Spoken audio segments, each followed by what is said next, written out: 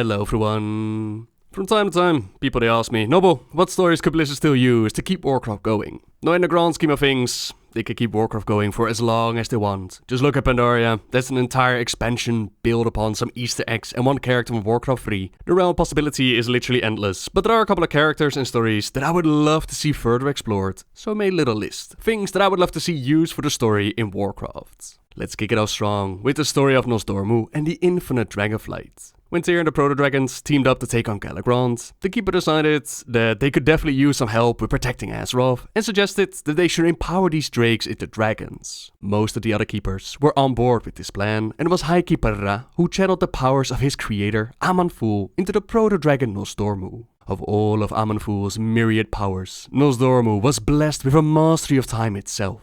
Henceforth, Nozdormu became known as the Timeless One, and he held dominion over the interweaving pathways of fate and destiny. Unto you is charged the great task of keeping the purity of time. Know that there is only one true timeline, but there are those who would have it otherwise. You must protect it. Without the truth of time as it is meant to unfold, more will be lost than you could possibly imagine. The fabric of reality will unravel. It is a heavy task, the base of all tasks of this world, for nothing can transpire without time. Then, Nozdormu was also shown his own moment of demise, the moment in which he would die, to understand that even with all of his amazing powers, he was not above time itself. He too would eventually fall to it, and for a very long time, the Bronze Dragonflight, with Nozdormu as the leader, they made sure that time moved as it was supposed to. Now fast forward to the Cataclysm time period, in which the mad Black Dragon aspect Deathwing, under the sway of the Old Gods, he tried to bring about the Hour of Twilight, the moment in which the Old Gods would break out of the prisons and rule the world once more. We needed a powerful weapon to fight back. A device known as the Dragon Soul or the Demon Soul, which was destroyed by the Mace Ronin,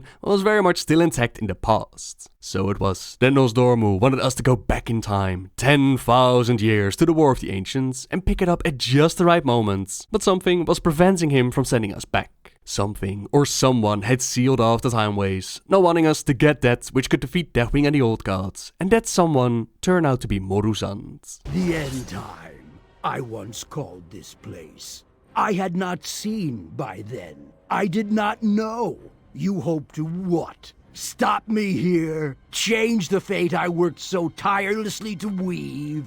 Now living outside of time, Moruzand was once the great dragon aspect Nozdormu, the Timeless One. After the Titans showed him his own death, the tormented Nozdormu was tricked by the Old Gods into trying to subvert his mortality. As a result, Nozdormu shattered the timeways and created the infinite dragonflight, jeopardizing the very future of Azeroth. We've seen the infinite dragonflight pop up before this moment, trying to prevent the corrupted Medivh from opening up the Dark Portal, prevent Thrall from escaping from Durnhold, and prevent Arthas from getting to Mal'Ganis and reaching Northrend. The details as to why they were doing that, they've been kept pretty vague, but considering the leader Moruzand, it's not hard to imagine that in the grand scheme of things, these sometimes terrible events, that they were supposed to happen. For example, no Dark Portal means no Horde on Azeroth and no Thrall to reform it. Same goes for his escape from Durnhold. And who knows how events would have turned out if we never ventured to Northrend to take care of the Lich King. One threat that the Old Gods fear, that is a unified alliance and horde, as they have shown to be a force to stand up against their evil. Now the interesting part, and what might lead into future storytelling, that comes when we defeat Moruzand.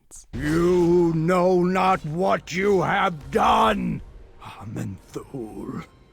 What I have at last it has come to pass. The moment of my demise. The loop is closed. My future self will cause no more harm. Still, in time, I will fall to madness. And you, heroes, will vanquish me. The cycle will repeat. So it goes. So apparently, this is the moment of his demise, that which was shown to him when he was turned into the aspect of time. To finally bring Deathwing down, the aspects had to give up a whole chunk of their powers and their immortality, which is some wonder if we didn't change the timeline, which is possible of course. But if the Bronze Dragons are tasked with keeping the timeline pure, and Nozdormu believes that this is the moment of his demise, then I'd imagine that his corruption could still very much be a thing in the future. Perhaps the loss of his power is the very reason why we were able to fight and even slay him to begin with. There was another potential build-up, this in the form of Nozdormu. He had champions help him out during Mr. Pandaria with filling up his hourglass, which then allowed him to check out visions throughout time. Some of them were potential timelines, like Garrosh's vision of seeing his enemy spiked. Some actually happened, like Thrall and Sourfang going into Orgrimmar, while one of them never really showed up, which was the death of Soridormi, the prime mate of Nozdormu. That one never really showed up, not even in a potential timeline kind of way. Instead, we saw Nozdormu team up with Raytheon and take Garrosh into an alternate reality, raise an army to fight back against the coming of the Legion. But of course, Garrosh, he didn't like to be controlled like that, and he murdered the Bronze. We eventually encountered his spirit during the legendary questline, in which he dropped a rather interesting voice line. Kyroth, what did you want? Why did you need an army? Not just one. An infinite number of armies, across an infinite number of worlds.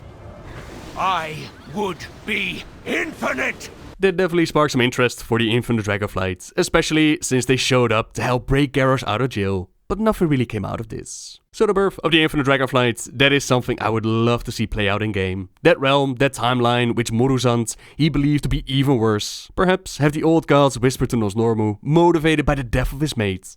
I'd love to see this taken further. Oh, and speaking of the Bronze Dragons, I do really wonder if they'll add another Chromie scenario in which they'll finally explain who would want to kill her. I really wonder. Hold on to your helmet. We're traveling through time.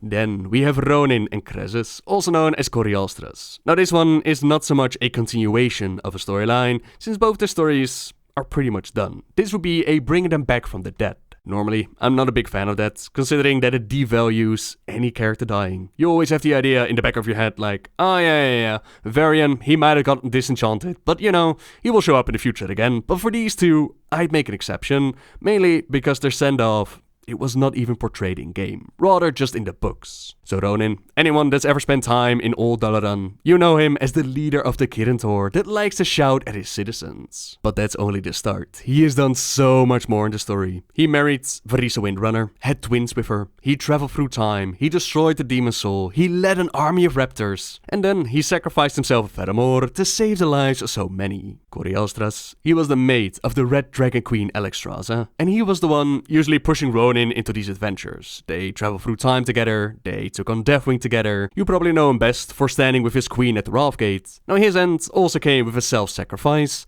He was forced to blow himself up to prevent the corruption from the Twilight's hammer, which was going to corrupt all of the little whelplings and turn them into chromatic dragons. His final thought, his final moment, that was to the one he loved so dearly, to Alexstrasza, and for a while they had no idea what actually happened to him. Even for a moment, they thought that he might have betrayed them. But thankfully, Thrall cleared it up. So like I said, I wouldn't mind these two heroes making a return, mainly because I feel like they deserve more action in the game itself. Now how could they do that? I honestly have no idea. Perhaps they didn't die at all, but the explosion that both of them encountered, it sent them to a new realm altogether, one that was only recently discovered.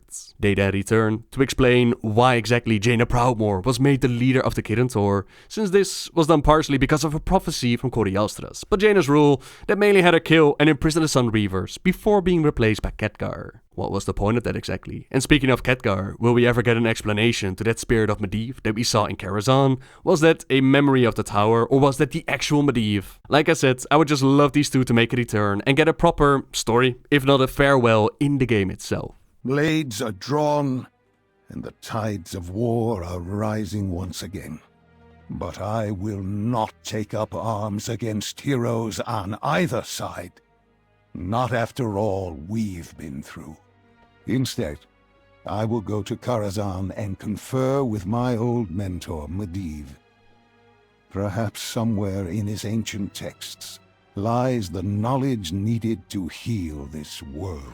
I do feel like I'm rambling a little bit, but that's mainly because I'm excited. I'll try to tone it down a little bit, just calm down. Now, number 3. The time travel adventures that I mentioned from Ronin and Krezus. It also had an orc called Broxigar sent back in time, 10,000 years to the War of the Ancients. Who is Broxigar, you might ask? He was one hell of an orc who was gifted by Cenarius with a mighty weapon called the Axe of Cenarius. Let it always swing true, always protect its master. Let it be wielded well for the cause of life and justice. Let it add to the strength of his master, and, in turn, let him strengthen it. This he then used to strike down many demons, and even inflict the smallest of wounds upon Sargeras himself, which then bought Azeroth enough time to close the gateway and prevent the Lord of the Legion from claiming Azeroth. A small reminder of this heroic sacrifice can actually be found upon Argus, but his weapon, as well as Rodan and Kresus, they eventually made it back to the original timeline. Kresus then disguised himself and returned the axe to Warchief Thrall, informing him of what had happened to Broxigar.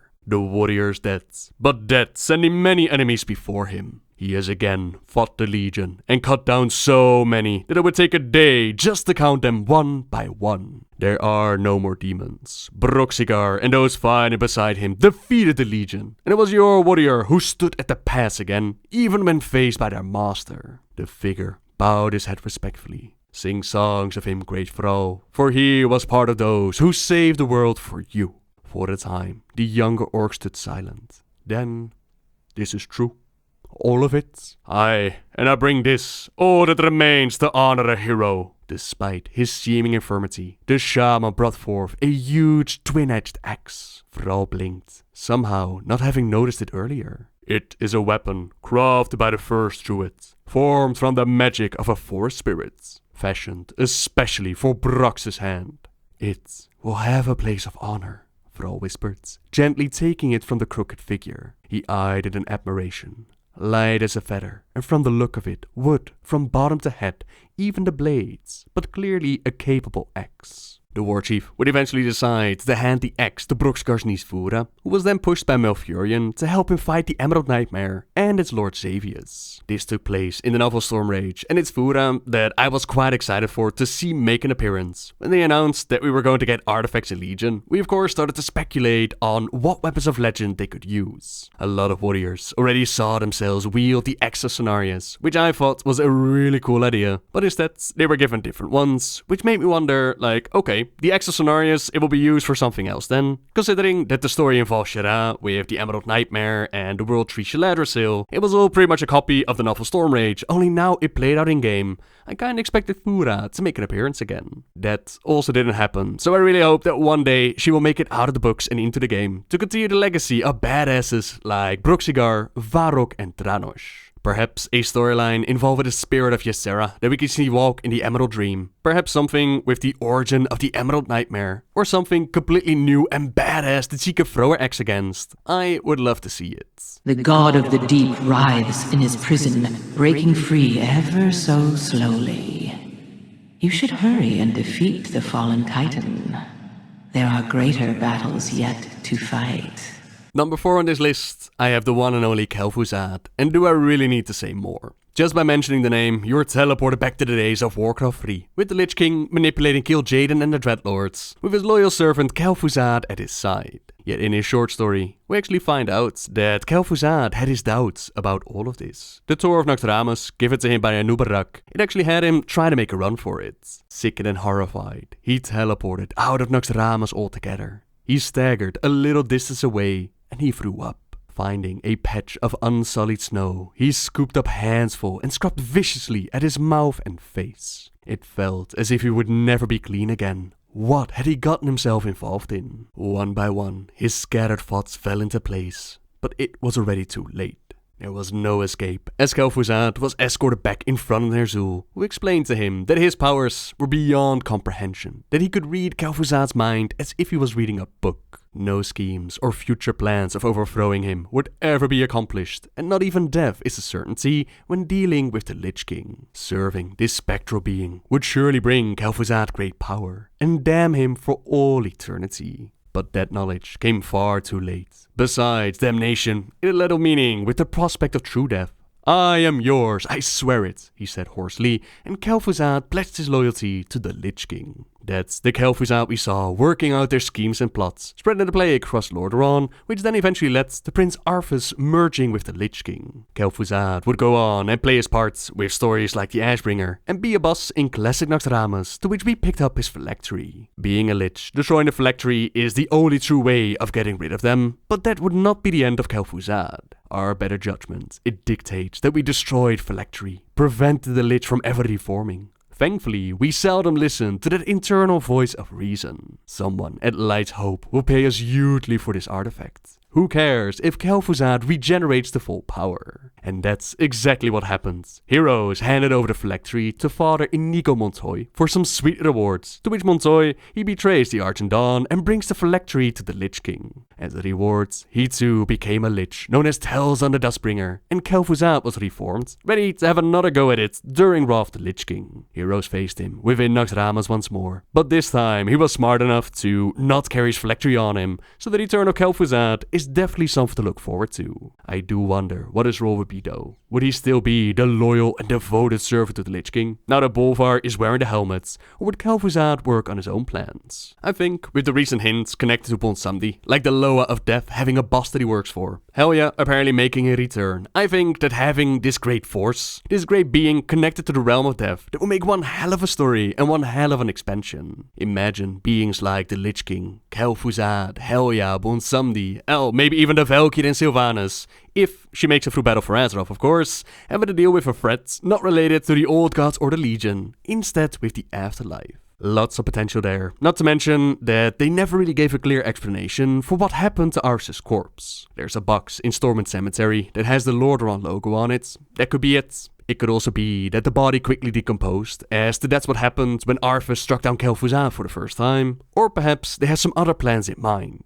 What about that realm of eternal torment that Sylvanas ended up in, and even encountered Arceus' spirit? What was that all about? Could it be connected to the self-proclaimed god of death Yogg-Saron? Who knows? But as you can tell, plenty to work with in this department. You believe that you are in control, that your will is your own. Yet you do as he commands. You exist by his whim alone. You imagine yourself to be free, but you will always be his instrument.